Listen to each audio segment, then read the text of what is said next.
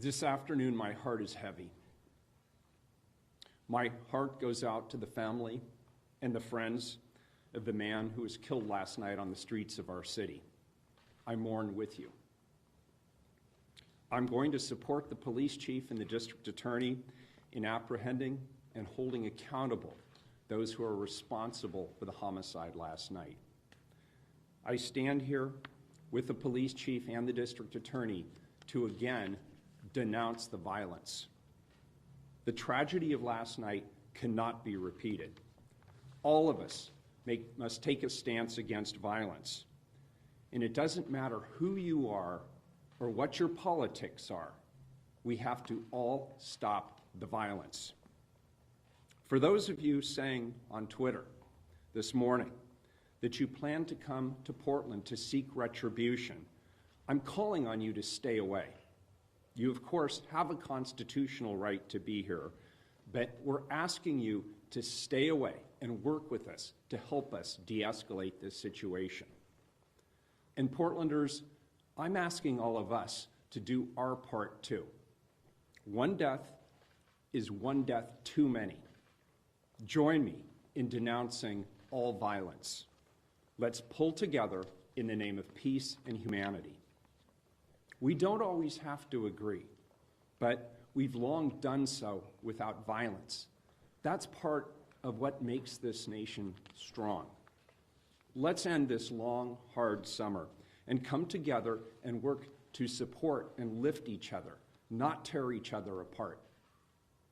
I'm going to continue to work with the community on the historic changes that we've already made and have committed to making as we reimagine what public safety and racial justice can look like in our community, and we'll continue to do that work in the weeks and the months ahead. There's so much work to do, and I'll be intentionally engaging the public as we proceed to engage in that hard work together. Yesterday's events began with hundreds of cars filled with supporters of the president, rallying in Clackamas County and then driving through downtown Portland. They were supported and energized by the president himself. President Trump, for 4 years, we've had to live with you and your racist attacks on black people. We learned early about your sexist attitudes towards women. We've had to endure clips of you mocking a disabled man. We've had to listen to your anti-democratic attacks on journalists. We've read your tweets slamming private citizens to the point of receiving death threats. And we've listened to your attacks on immigrants. We've listened to you label Mexicans rapists. We've heard you say that John McCain wasn't a hero because he was a prisoner of war. And now you're attacking Democratic mayors and the very institutions of democracy that have served this nation well since its founding. Do you seriously wonder, Mr. President, why this is the first time in decades that America has seen this level of violence? It's you who have created the hate and the division. It's you who have not found a way to say the names of black people killed by police officers, even as people in law enforcement have. And it's you who claimed that white supremacists are good people. Your campaign of fear is as anti-democratic as anything you've done to create hate and vitriol in our beautiful country. You've tried to divide us more than any other figure in modern history. And now you want me to stop the violence that you helped create. What America needs is for you to be stopped so that we can come back together as one America while recognizing that we must demand that all people, black, brown, white, every color, from every political persuasion, pull together and hold all people accountable in stopping racism and violence, and we together are peaceful again under new leadership that reflects who we really are, we the people of this great nation. President Trump, you bring no peace. You bring no respect to our democracy. You, Mr. President, need to do your job as the leader of this nation. And I, Mr. President, will do my job as the mayor of this city. And we will both be held accountable, as we should. I'm also calling out every other elected official in Oregon to join me, not only in defeating racism, but also in helping me to stop the violence, as we are and will continue to be held accountable by all of our residents. Today, we need to decide who we are and where we want to go from here. Don't let this be the spark that sets off an acceleration of hostilities in our beautiful city. Those are not our values. What happened last night does not move us forward. It sets us back. I know the values of this community. I was born and raised here. I found my living here. I raised my family here. This is where I want to be, and I know the values of this community. We want to protest powerfully and peacefully. We believe that Black Lives Matter, and we believe that it's the responsibility of our leaders to ensure that the systems that we have in place to protect and serve do so equitably. Let's engage with each other in thoughtful dialogue about reform and use the power of our shared values to move forward together. We must recommit our energy and our resources to advancing the work of reform and the transformation of our systems. We've seen the positive power of collective and focused and nonviolent action. We've seen the change. Our responsibility to each other is to keep moving forward. Portland is counting on its leaders, the city, the county, the state, our federal partners, to partner and use the collective power of our officers to create a better future for all of us. Thank you.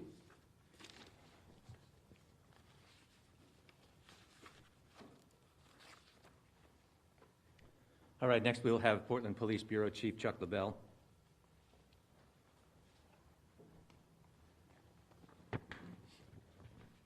Thank you, Tim.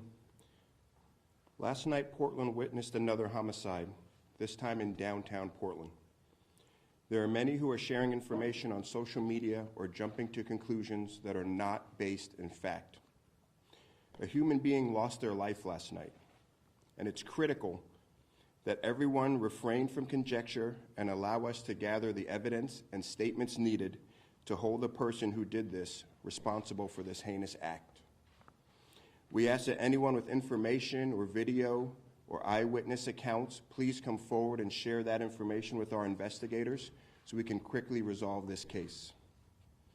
Prior to the shooting, there was a political rally involving a vehicle caravan that traveled through Portland for several hours. There were some skirmishes between rally-goers and counter-demonstrators, and police made several arrests.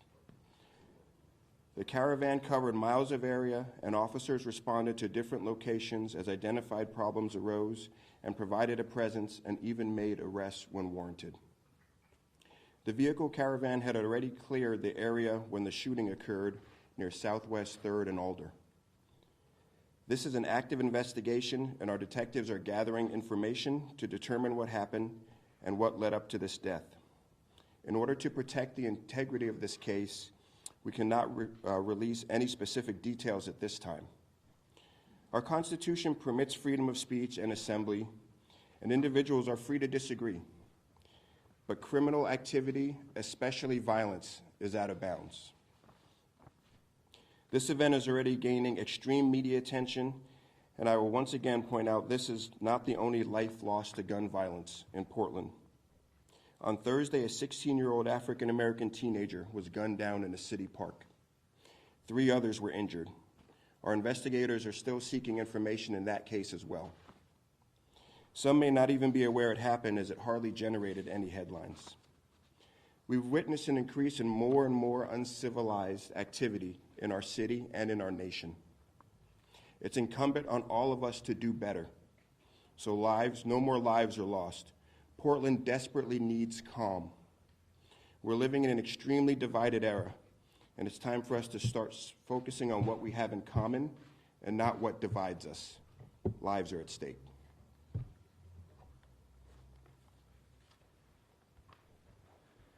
And last, we'll bring up Multnomah County District Attorney Mike Schmidt, and we ask that you hold the questions until after, and then when you do ask a question, let us know who you would like the question to be directed to, and they will step to the microphone as necessary. Thank you, Mayor Wheeler and Chief Lavelle. As the mayor said, my heart is also heavy today. Anytime a human being loses their life, it's a huge tragedy, and my condolences go out to the family.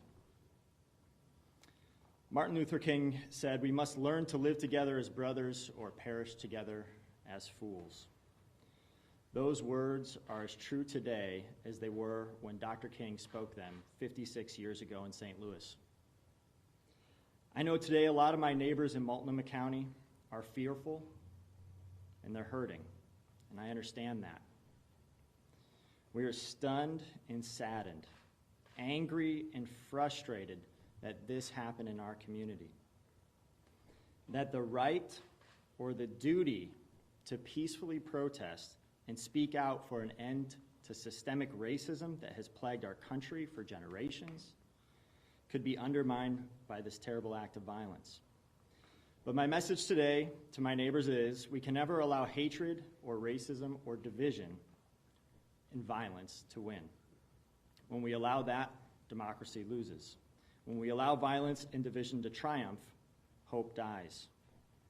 The violence that is occurring in our city needs to stop. Far too many people have been injured, and now somebody's died. Our community is being terrorized by people coming into Portland for the explicit purpose of committing violence, and that is not acceptable. We're seeing too much tragedy across our city. As Chief Lavelle said, on Thursday, a teenager died in a shooting in Northeast Portland. And a neighbor did what neighbors do. She tried to apply a tourniquet, but was unsuccessful. We have too much violence going on in our community. Hate, division, hopelessness, too many guns in the wrong hands is fueling this round of violence, and it will take all of us together to stop the bleeding in our community and in our country. My office is working closely with the Police Bureau and the mayor to investigate last night's shooting. As you have heard mentioned earlier in this press conference, we need cooperation of the public. It is vital that we find answers.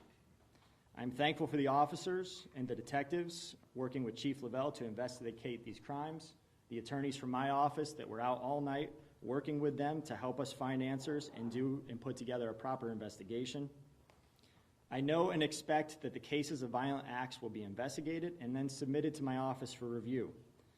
We do not prosecute individuals based on ideologies or affiliations with political or non-political organizations. We will initiate a criminal case following a review of all of the evidence and whenever legally and ethically appropriate, pursuant to state and constitutional law. We support freedom of speech. We support nonviolent protests. We support speaking out to improve our communities. We support standing up for each other. What we do not support is violence. We're in a pivotal time right now. We cannot afford to allow the calls for social justice to end to systemic racism to be overshadowed by the continued violence. We cannot allow this critical moment in our history to be hijacked. This is our community, and we are strong. We reject violence when it occurs. My office is ready to hold offenders accountable. And together, in Dr. King's words, let's choose to live together as brothers and sisters and not perish together as fools. Thank you.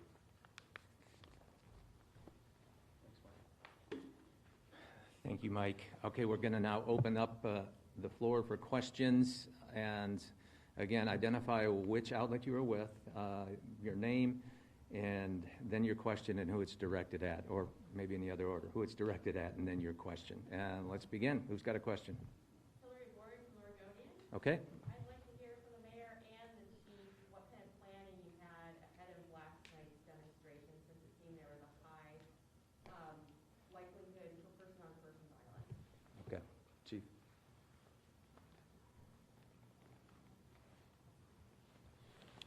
So last night we had information that a vehicle caravan was going to come up to Portland from Clackamas County. Early on, we didn't have a good idea of the number. And then once the caravan started, we had a sense of how many were in that caravan. We tried to take precautionary measures during the route to keep them out of the downtown area. The goal was to keep them on I-5, but later a group of those vehicles were able to come into the downtown core. We didn't have any specific information of a gathering where folks would be outside of vehicles. So most of our information previously surrounded the vehicle caravan that would be coming up from Clackamas.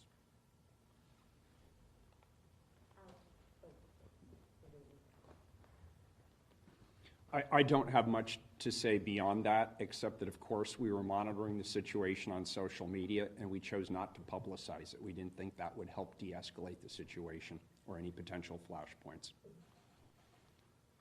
Tim Gordon, VGW, for the mayor.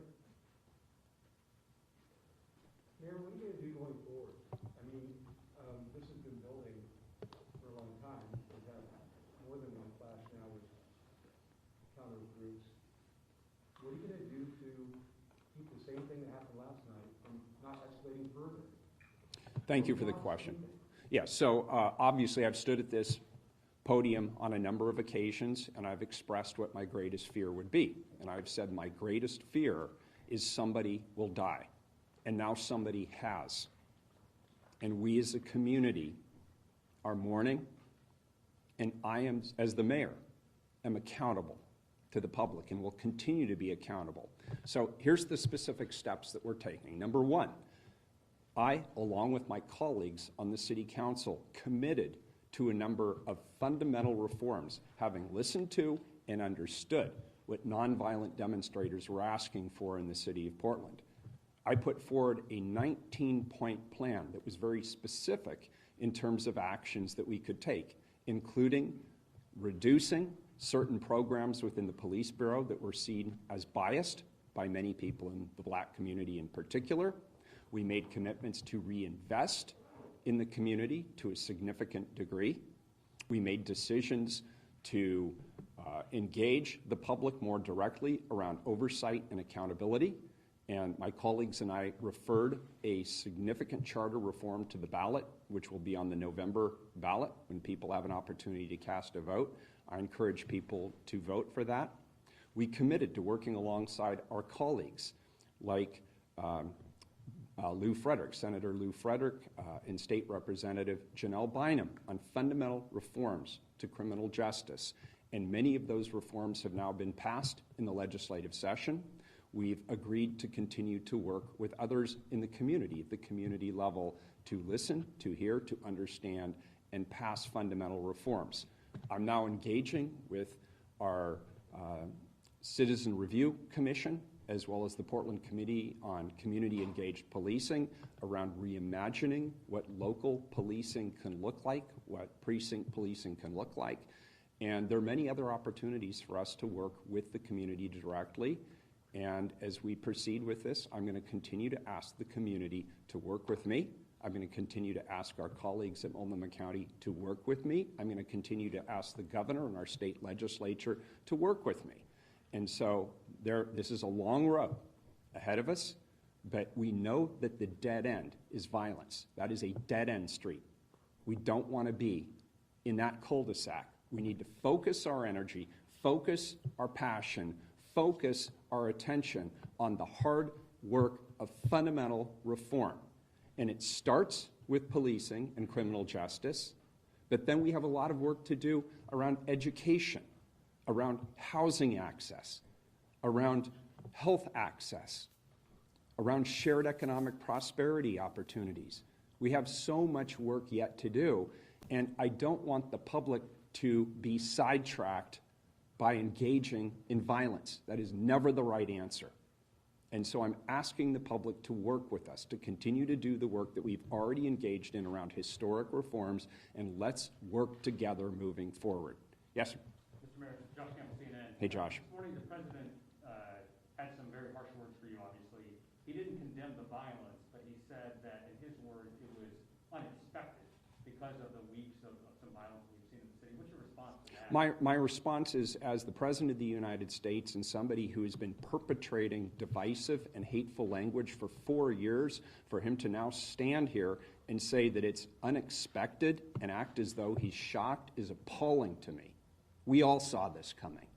And as I said, I've stood at this podium I don't know how many times and have said that we must denounce the violence, that we must work together, that we must accurately address what's going on around systematic injustices in our community here in Portland and hold ourselves accountable for what's happening here in Portland.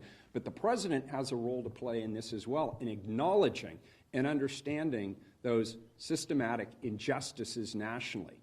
And the tweets that he has been putting out in the last 48 hours, attacking Democratic mayors, attacking those who are trying to bring resolution to the violence in their local communities. He has an opportunity to uplift us and bring us together and help us move through this difficult situation in our nation's history, and instead, he chooses to play petty politics and divide us. That's my reaction. So I'm going to do the work that I need to do here in my local community with my local officials to take accountability for what's happening on our streets. And I'd appreciate that either the President support us or he stay the hell out of the way. And just to follow up, what he appeared to be saying was that because of the violence, he's not surprised that there would be this other group coming in. What's your response to that? Well, of course he's not surprised. He encouraged them to come into our community. And previously, he has actually encouraged or at least tacitly approved of violence. And so I'm not surprised in the slightest. I'm surprised if he would be surprised by this. There's an olive branch opportunity here for all of us. We need to reset. The President needs to reset. I need to reset. This community needs to reset, and America needs to reset. And it's going to take his leadership in the White House, and it's going to take my leadership here in City Hall to get it done. And so I'm saying, let's end this summer. Let's end the violence. Let's commit to that. Is that something we can all agree on, that we are done with the violence? And now let's do the hard work of acknowledging, of hearing, and understanding the pain and the suffering and the fear and the anxiety that exists in this nation around the COVID crisis, which the President initially seemed to be ignoring or poo-pooing, and the economic crisis, which is now resulting, causing so many Americans economic stress and strain, and now the work that we have to do in our communities across this nation in the wake of the murder of George Floyd. I'm up to that challenge, and I hope the President is too. And I'm ready to reach across any aisles I need to reach across, any political divides that I need to cross in order to bring us back together. Somebody's got to do it. I'm committed to it. I know my colleagues on the Portland City are committed to it. I'd like to hear the President of the United States say he's all in. Let's bring this great nation back together. Alex with Portland Mercury. You talk about community and talk about caring locally. A number of civil rights groups and progressive groups have called for your resignation this morning. What's your response to that? No. Mayor, I have a question. Yes. I heard you talk about accountability, police reform, things going on. Do you have a plan, though, for keeping groups apart? I mean, we didn't see much of it yesterday in terms of keeping these folks apart. We certainly didn't see it last week. Is there any strategy going forward as this sort of escalates that we can somehow keep folks apart, especially as you said, people are tweeting about coming in? We were very successful back on August 17th, you'll recall, a year ago, of keeping parties separated who had made it very clear on social media that they intended to get into it with each other. And what we did was we built a coalition, both of law enforcement, local, state, and federal law enforcement, to come together to keep the parties, those who might engage in violence, apart. But what we also had was the community unified. Several days prior, we had 120 different community organizations that don't always agree on the same, they don't all have the same politics, they don't all have the same representation, but we came together on that day and we said, we as a city do not stand for violence. We do not tolerate violence. And that's the kind of coalition that we're missing right now. We don't have elected officials on the same page denouncing violence. We don't have community organizations coming together collectively in that kind of way, with that kind of single-minded determination and focus to denounce violence and talk about the vision for the future. But specifically, operationally, I'll defer to the chief, except to say that we are in conversations with our Portland Police Bureau, our county sheriff's office, the governor and her team about the strategy going forward to do the best we can to, number one, create space for people to be able to demonstrate peacefully, like those outside the room right now. And on the other hand, make it crystal clear, we do not tolerate violence, we do not tolerate criminal destruction, and we will hold you accountable for those activities. Have you asked the governor for National Guard involvement last night? As you know, on 2 prior occasions, I have asked the governor for the National Guard. She declined in those 2 circumstances, but we are in communication now. It is my belief that between PPB, the Multnomah County Sheriff's Office, and the state police, we have been successfully throughout this in terms of operations when we're combined and when we're collaborating. And I am told by our law enforcement professionals that that is sufficient, but I'll defer to the chief. Mayor Willard, you mentioned that you fear... Did you want to say something on that? No, got it. Sorry. Mayor Willard, Megan with you. You mentioned that you fear that something like this could happen. Given that, how come the city didn't take action over the weekend to prevent something like this? Well, I'm not sure how you specifically operationally can prevent this. I mean, keep in mind, it's no secret to anybody that I personally am not a Trump supporter, but I will defend to the death the right of a Trump supporter to stand outside my apartment and non-violently demonstrate in support of their candidate. That's core to American democracy, is that right to demonstrate freely without the fear of retribution. So when people say they want to come into the city in a caravan supporting their presidential candidate, we cannot tell them no. They have constitutional rights to be here, rights which I embrace and support. The violence, however, is the problem. And so what I'm asking people right now, knowing what happened last night, is if you're thinking you're going to come back into our city from somewhere else to seek retribution, I'm telling you to stay away. Work with us. Help us de-escalate this situation. One death is too many. We don't want other people to die. So that's what I'm asking people from outside to do. What I'm asking all of us as Portlanders to do is do our part too. Let's not take the bait. Let's not engage. And if you see people doing things that look violent or destructive, say something, do something. Don't just be passive.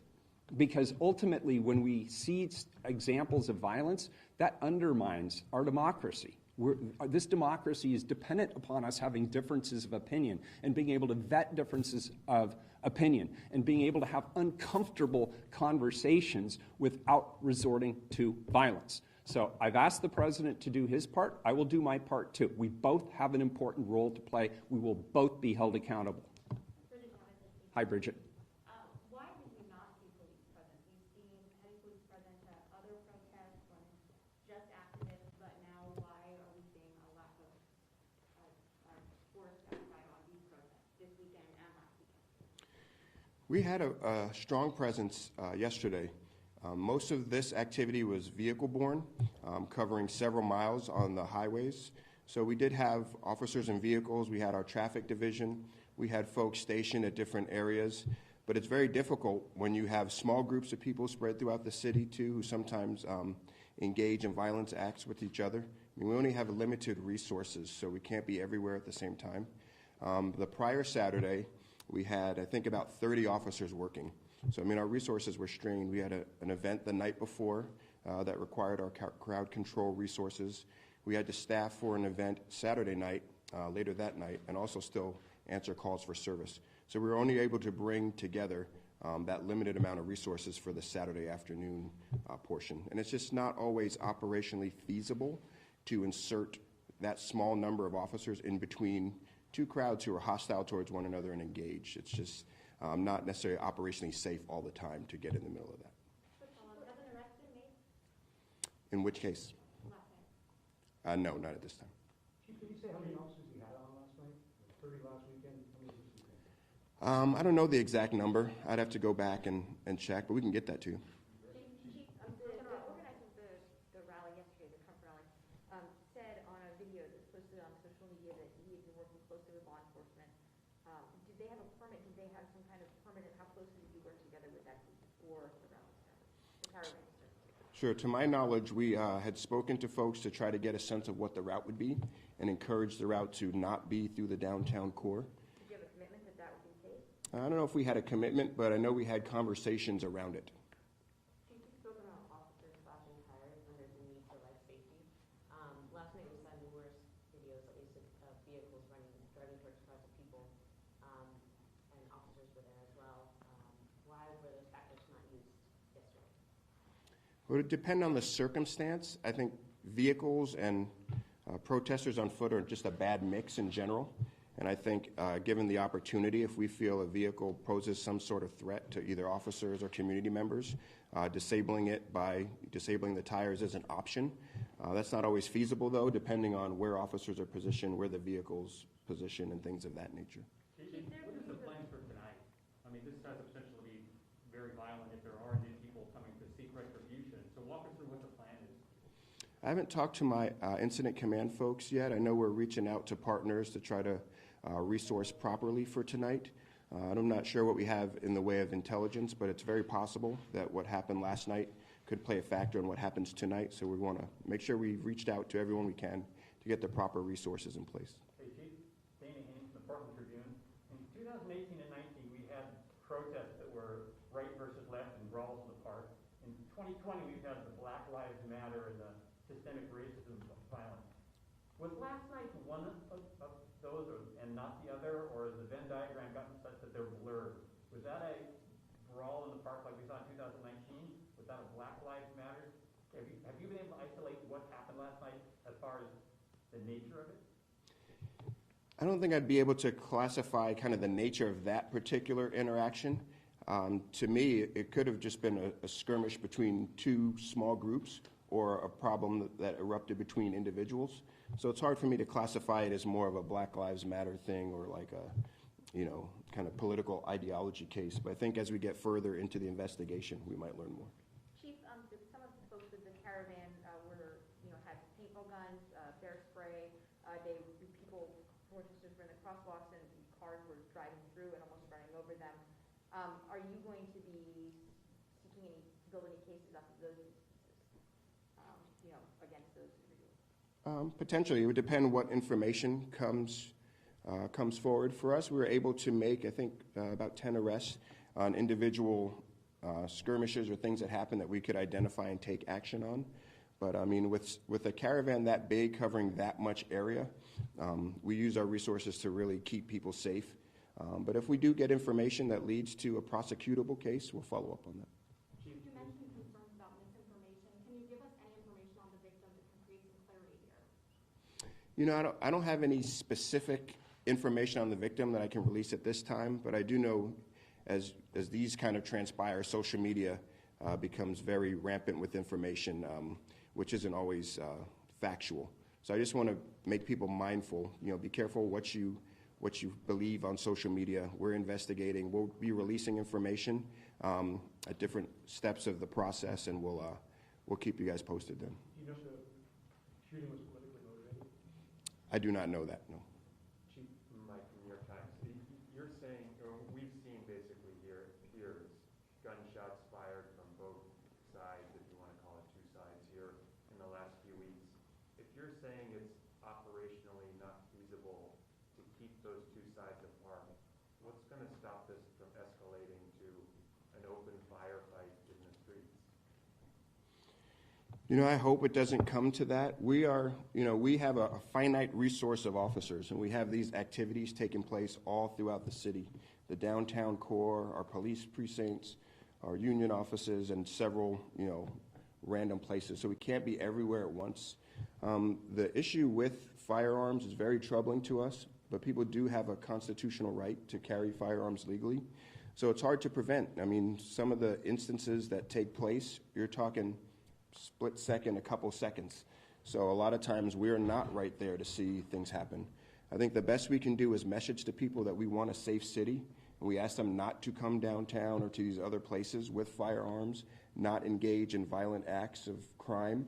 And I think, where we can, we have our resources stationed and we take action when we can. We've made several hundred arrests throughout these protests. So we've been out there 90-plus nights straight doing our best to keep the city safe and to keep these interactions from happening. But it's hard to be in absolutes and say, we can be here and prevent these skirmishes from happening. Are you close to needing the National Guard? I think we need additional resources. I think Oregon State Police has been a great partner for us. Multnomah County has been a great partner for us. As we see these things develop, it may get to that point, but I think right now it's really kind of determining what we have available as far as resources and what we're facing as far as violent crowd activity. What would be the reason not to call it national? Like, what's the hesitancy there, I don't have a hesitancy one way or the other. I think if it comes to the point where we look at our resources and we look at the problem facing us, and that seems like the best option to assist, then that's what will need to happen. Either the chief or the mayor, are you considering a curfew this time? I'm not sure. Honestly, I probably will know more after I talk to my incident management team folks, but we had a curfew early on in this, and it wasn't very successful. We still had very large crowds at that time, but I would say it's not something that's totally off the table, but it's not something I don't think we're looking at this moment. I'm sorry. About resources. Last night there was lots of pockets of violence. Some of the reporters were showing us bruises from it, paintballs, mace, fist fights. We didn't see police officers for, in most of these. And so I'm asking, were you trying to insert yourself and separate the groups? Or were you saying, because you don't have enough officers, you're going to stay away and just let this play out? No, we had our resources focused on the vehicular part of the event yesterday. There were some skirmishes that took place on the street, to my understanding. But when we have those resources, and even the homicide last night, we had resources nearby. They just weren't right there when it happened. Just follow real quick. Well, I'm thinking of like police officers, visible. There was no police officers visible. This fight would go on for a while. Are you thinking about adding just police officers on corners and stuff just to have a presence? That's possible, but I think for us, it's like, where can we deploy officers where they're safe? It doesn't help to have one officer in a place where they're kind of in the middle of something and can't respond and don't have cover to keep themselves safe. So I think it's really a resource issue in that how do we operationalize the most effective groups of officers in places, but we never know where these are going to take place. We have an idea of where this caravan of vehicles is going, so we focus there. Throughout the downtown core, there's a lot of street corners, parking structures, things of that nature where these things can happen, and it's hard to have officers at all of these at all times. I have a question for the mayor. You mentioned the importance of building a coalition right now to come up and stand behind you. And you mentioned the coalition that was around for August 17th and the importance of having that backing. A number of groups within that coalition are the groups that are calling for your resignation. And while you aren't going to resign, you said you're not planning on resigning, I'm curious just your thoughts on how you can speak to those coalition members so they can actually have your back in the way that you're hoping. That's a fantastic question, and I appreciate you asking. The question is, how do I create the same coalition I created last August when some of the members of the coalition are in fact calling for my resignation? And the answer is because it's not all about me. It's about the community. It's about who we are. It's about who we want to be. And it's about taking a stand against violence. And even last year, a number of those coalition groups spoke out against me at the press conference, which I had organized. And I was okay with it, because it's okay to have differences of opinion when it comes to politics. But what isn't okay, and where we should have no difference of opinion, is when it comes to violence. We should all stand together, and it doesn't matter what our political affiliations are, whether we like each other. We should stand together because we denounce violence, and we know that it's not the right way to solve our political differences. And so I will continue to reach out to whoever will work with me to denounce violence and bring this to a peaceful conclusion. I will reach out to whoever wants to work with me and my colleagues as we move forward on reimagining what policing can be so that it's equitable for everybody. And for those who don't want to work with me, maybe they'd work with one of my colleagues, or maybe they work with Mike, or maybe they'd work with the chief. This is an all-hands-on-deck call. And so in the days ahead, that's what we're doing. In fact, this morning I spoke to a number of leaders in the Black community and talked about the importance of not only their engagement, but the importance of their leadership as we move forward, because ultimately the community will listen to them, I believe, at a time when we're having this national reckoning around racial justice and equity and police reform. And so we'll continue to work to build the coalitions that we can to stand in opposition to violence. President Trump is watching this right now because he's just on his favorite medium, just talking about you. And he says, he has a number of negative things to say about you, but he says that Wheeler would like to blame me and the federal government for going in, but he hasn't seen anything yet. Do you take that as a threat to send in more federal forces, and do you think that just continues this ongoing fight? It's classic Trump. Mr. President, how can you think that a comment like that, if you're watching this, is in any way helpful? It's an aggressive stance. It is not collaborative. I certainly reached out, I believe, in a collaborative manner by saying earlier that you need to do your part and I need to do my part, and then we both need to be held accountable. And I think it would be helpful not for me to tell you how to do your job, because frankly I don't appreciate it when you tell me how to do mine, but this would be a really good time for all of us to stand together, to lock arms, to denounce the violence, to make a commitment to the kind of changes and reforms that the people in this country are demanding, and let's work together. Wouldn't that be a message? Donald Trump and Ted Wheeler working together to help move this country forward. Why don't we try that for a change? Have you spoken to the president? No, I've never met the president. Mayor, if I could follow up on something. Joanne Hardesty is coming up with a plan to transition herself as police commissioner. What do you think about that? She and I have had many conversations about bureaus. She knows that we will be making a bureau shift in the near term as Commissioner-elect Ryan joins us in just about a week and a half, and I haven't had a number of conversations with Dan. I have no plans to transfer the police bureau at this point. When we know what the constitution of the council is in January, everything's on the table. Mayor Wheeler, you mentioned this idea of responsibility. You know, here in Portland, the buck stops with you. Do you think you're taking enough responsibility for the violence we've seen through the protests in Portland? I ask myself that question every day. I go to bed with that question foremost in my mind, and when I wake up in the morning, that's the first question I ask myself. Am I doing everything that I possibly can to end the violence in this community? Am I doing everything I possibly can to hear and understand different perspectives about what people want our community to be and how they want to envision it going forward? Am I doing everything that I can to meaningfully engage the community as we go through this time of crisis together? Make no mistake about it, this is a very challenging time for everyone. There's a lot of anxiety, there's a lot of fear, there's this is a time when this generation is being called to rise up. And I ask myself, what more do I need to do at each and every moment? And sometimes, honestly, I have found myself coming up short. And when I come up short, I acknowledge it, I admit it, and then I move on. I fix what needs to be fixed, and I work with whoever I need to work with to make things right. And that's the path that we're on.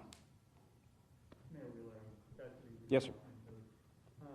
So there was just sort of this palpable sense of, something might go wrong yesterday, and I think it's a fairly predictable outcome when you have two sort of diametrically opposed groups meeting in this fashion. Would you say the city did everything in its power to avoid this outcome? It's hard for me to stand here today with a human being dead and say we did everything we possibly could. Either myself individually as the mayor of this city or people in the community at large. It's hard for me to sit here and make that proclamation over somebody who has lost their lives. And I think about that family and what they're going through today. So I can't make that statement today, and I think it would be preposterous for me to do so. But I'm certainly being introspective. I'm working with my team and others, and we're talking about how do we make sure that that is the only time somebody dies on the streets of our city that way. It was one too many.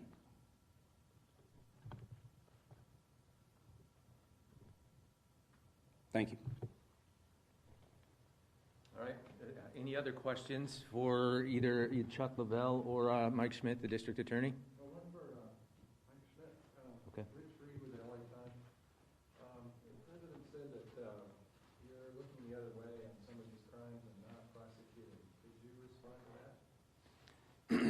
So the question is in reference to the policy that I put out on August 11th. That policy very specifically allows my office to work with PPB to focus our effort on violent crime. And that's what we're doing. We're putting all of our resources towards that. I had a deputy out all last night at the crime scene with detectives working this case. We've had gun violence, homicides happening across our community. Domestic violence is up. We are prioritizing the resources of the district attorney's office to continue to work on violent crime. I have a question that's not directly related to last night, but just in general. In your press conference before, you mentioned the importance of holding police accountable. In looking at the past 90 days, are there any instances where you feel like you could charge a police officer for violence against a member of the public? Like many people, I wake up most mornings and I get the update from the police. I look at media coverage. I go on to Twitter like everybody else, see clips. And of course, I've seen things that I think do not look appropriate. But the question you're asking really requires us to gather evidence and do more than just see a video clip online. There's a process for that. The Independent Police Review takes reports. I recommend any member of the community that has those types of allegations to reach out to the IPR. The Bureau has the Internal Affairs Division. They look at those things. We work with both of those organizations once we have enough evidence together to see whether or not the law was broken. And where the law is broken, we are going to apply the law equally just like we would to anybody else. But I got to say, we look together with our partners. We have to make cases. That's interviewing witnesses, video clips, getting all information that we possibly can. And that is underway in certain circumstances right now, both with IPR and Internal Affairs Division. So we continue to partner with them. And when we have prosecutable cases, we will take those. Nick with KGW, I got just one last question for the mayor. It really seems like there are a lot of people out there who are angry. There are probably people who are going to seek retribution. What are you doing besides asking them to stay home? So, first of all, there are people who on social media say they're going to come to Portland and seek retribution. First of all, I would say they don't know what they're seeking retribution for. The investigation is still underway, and even our police chief doesn't have enough facts to be able to suggest that retribution, retribution for what at this point? Number two, we are meeting later this afternoon local, regional, and state law enforcement, and we will discuss a strategy because we're aware of the fact that this could be a potential flashpoint. And so that's why I'm asking people, if you're from out of town and you're reading something on social media, please understand if you're reading any facts on social media, they're probably wrong because we don't have all the facts yet. That's why the investigative unit is out on the street right now. That's why they're talking to witnesses. That's why they're working with local businesses to gain access to any film footage they may have about what happened last night. And they are still assembling the facts. So this is not the time to get hot-headed because you read something on Twitter that some guy made up in his mother's basement. That's not the right time or the right place. So let's wait, let's get the facts, and then let's collectively work together to address the violence that we're facing. I don't think anybody from any political persuasion wants to see anybody else die. I don't, you don't. Let's all work together and make sure that doesn't happen. Thank you. Okay, that's it we're out of time, folks. I appreciate everybody being patient up front. Thank Mayor Wheeler, Chief Lavelle, and District Attorney Schmidt. If you have any other questions to the mayor's office, you can just put them forward to me. You know how to get a hold of me. Thank you all.